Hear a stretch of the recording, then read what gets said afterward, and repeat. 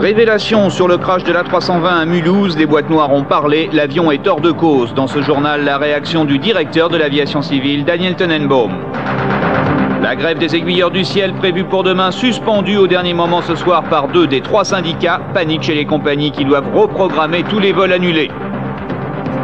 Notre question Minitel de ce soir, la valse hésitation des aiguilleurs du ciel est-elle une attitude responsable? Vous répondez jusqu'à 20h30 grâce au Minitel 3615 code l'A5. Le FNLKS suspend sa convention, suite et fin le week-end prochain. D'ici là, Jean-Marie Tjibaou a 8 jours pour convaincre ses militants du bien fondé de l'accord de Matignon.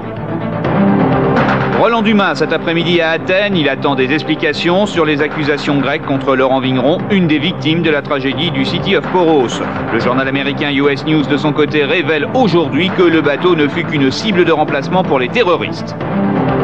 Le Français Philippe Bouvatier rate la victoire de l'étape du jour en se trompant de route à 250 mètres de l'arrivée. Vainqueur, l'Italien Girotto, Delgado, toujours maillot jaune.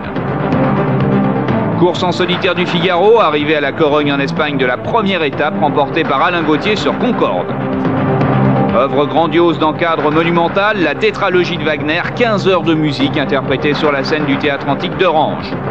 Météo, le soleil existe, Messi, vous avez même une grande chance de le rencontrer demain un peu partout en France. 20h, le journal de Gilles Schneider.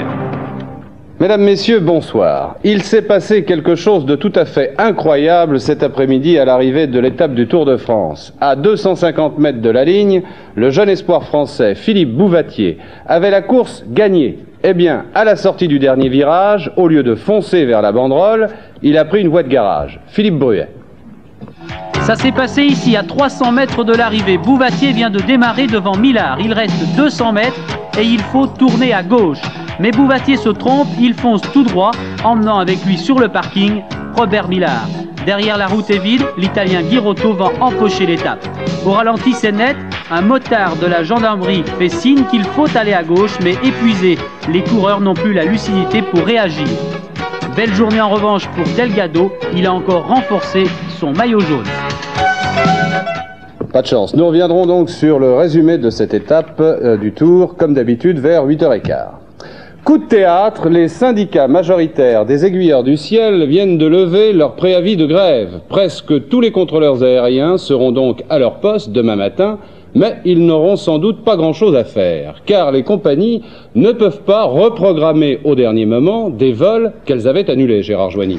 Eh bien, il faut le dire, malheureusement, ce geste des contrôleurs ne change absolument rien pour les passagers demain. Il n'y aura guère plus d'avions dans le ciel, car il faut retrouver les pilotes qui devaient faire le service minimum seulement. Il faut refaire à l'improviste des rotations d'avions. Cela prend beaucoup de temps. Et puis, les avions risqueraient de partir vides, car il y a bien longtemps que les passagers eux-mêmes ont pris d'autres dispositions, en voiture ou bien en train. Cette situation est valable aussi pour les compagnies étrangères. Disons que le trafic aérien sera normal seulement mardi.